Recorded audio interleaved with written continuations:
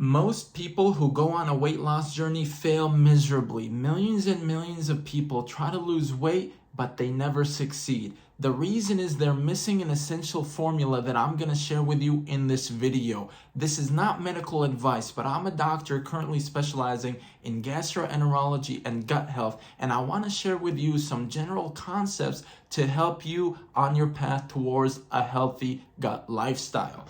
The first concept you have to understand is that your body is mainly composed of bacterial cells way more than it is composed of human cells. There are trillions and trillions of bacteria colonies in your body that regulate and orchestrate the functions of your human cells. When you eat food and the food gets broken down, digested, and absorbed in your small intestine afterwards, there is billions of bacteria that are exposed to this food, and they send signals to your immune system to tell your immune system how to react. This is what they mean by inflammatory foods.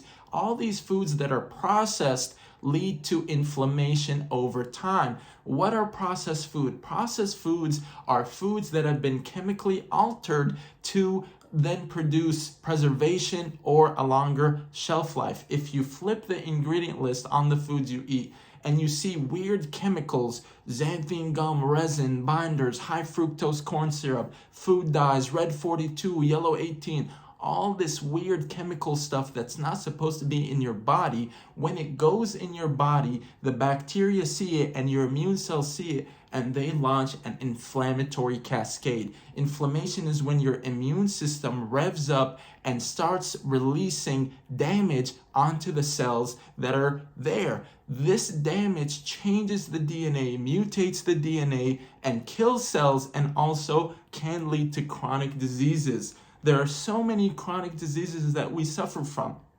arthritis, inflammatory bowel disease, irritable bowel syndrome, a huge spectrum, autoimmune disorders. All this chronic inflammation can then confuse your immune system to attack its own cells. That's what an autoimmune disease is. In fact, when you damage DNA over time, you can get a lot of different cancers. This is why the first step is to avoid processed foods. What do you do instead? Eat nutrient-dense foods. How do you find nutrient-dense foods? You find nutrient-dense foods by pursuing foods that have the least amount of ingredients. Apple, apple, potato, potato, rice, rice, bread, bread. There's a huge can of worms that our foods are mostly laced with pesticides and contain microplastics that enter our body and cause inflammation and cancer, but that's something for another video. The next concept you have to understand is that weight doesn't necessarily equal health. In fact, there are people whose body mass index is overweight and in the obese territory who are still malnourished and not receiving the right nutrients. This goes back into the nutrient-dense foods that you should eat. Next, timing of food. You can't just eat food carelessly or just passively or not regulate the timing of your food. Why does this matter? Because our bodies are wired on a circadian rhythm. The hormone fluctuations in our body are timed according to daylight and nighttime. There are rhythms and fluctuations in the density of hormones in your body based on the time of day. When you eat matters. You have to eat on a structured regimen in order to match these hormonal patterns so you do not throw your organs off balance. Like you have a donut at 3 a.m., then your insulin spikes, and then you go through this whole hormonal imbalance process and your body doesn't know what time of day it is. You then develop obesity and inflammation. This is why timing of food matters, the type of food matters, and the relationship to food matters. This is the secret. This is what we've all been waiting to hear.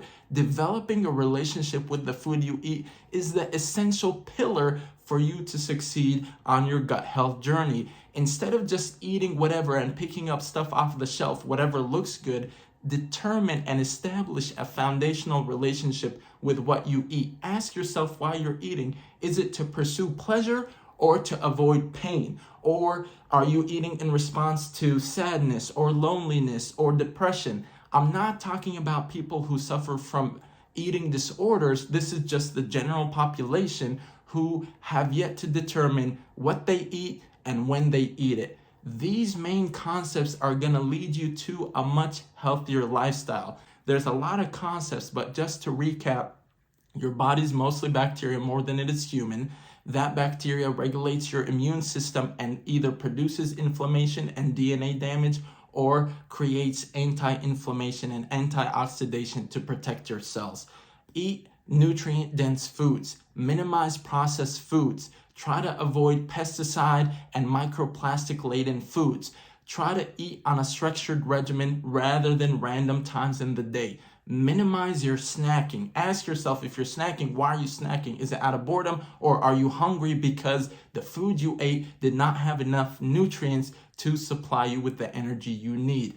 And last but not least, avoid soda at all costs, because soda is basically a can of 40 grams of sugar, 40 spoons of sugar. You're chugging sugar. I don't recommend it. If you want to lose weight, cut out the soda. You're going to shed weight off like butter. Increase fiber in your diet. Go Google how to get fiber in your diet. Let me know if this video was helpful. I tried to introduce a few major concepts. There's a lot of details that go into this, and we can delve into each one on a very long, hour-long discussion. But MedHustle Dr. G, I hope you found this information valuable. If you did, share it with someone who struggles with gut health, and let me know in the comments if you have any special ideas or topics you want to hear about. I'm happy to share. Peace.